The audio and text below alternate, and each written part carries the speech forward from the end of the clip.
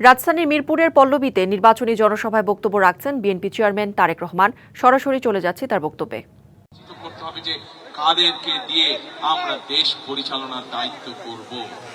একই সাথে প্রিয় ভাই বোনেরা, আপনাদের সামনে একটি রাজনৈতিক দল হিসাবে আমরা আমাদের কর্ম পরিকল্পনা উপস্থাপন করেছি।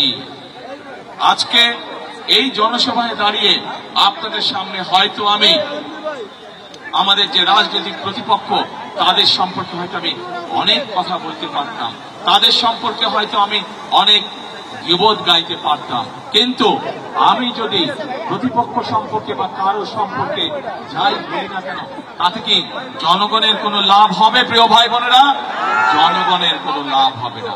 আজকে সময় এসেছে, আমরা আন্দোলন করেছি, সংগ্রাম করেছি, আমাদের বহু সহকর্মী সহ অরাজনৈতিক বহু ব্যক্তি বিভিন্নভাবে গত এক যুগেরও বেশি সময় ধরে নির্যাতিত হয়েছেন, অত্যাচারিত হয়েছেন, নিজেদের জীবন উৎসর্গ করেছেন।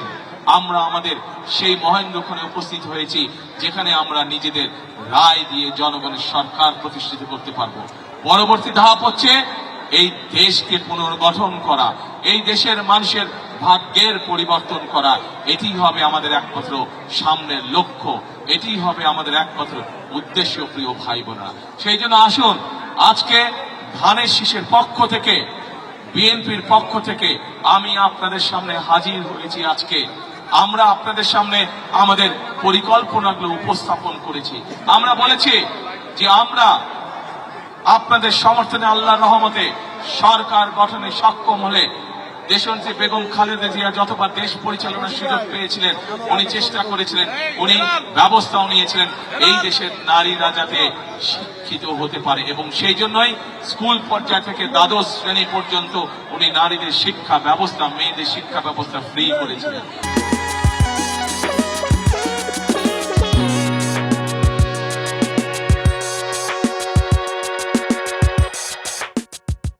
প্রিয় ভাই বোনেরা, সমগ্র বাংলাদেশে দেশনেত্রী খালেদা জিয়ার সেই পলিসির কারণে লক্ষ কোটি নারী আজ শিক্ষার আলোয় আলোকিত হয়েছে। কিন্তু এই নারীদেরকে আমরা অর্থনৈতিকভাবে স্বাবলম্বী করে গড়ে তুলতে চাই। আজকে বাংলাদেশের টোটাল জনসংখ্যার অর্ধেক হচ্ছে নারী মা বোনেরা আমাদের।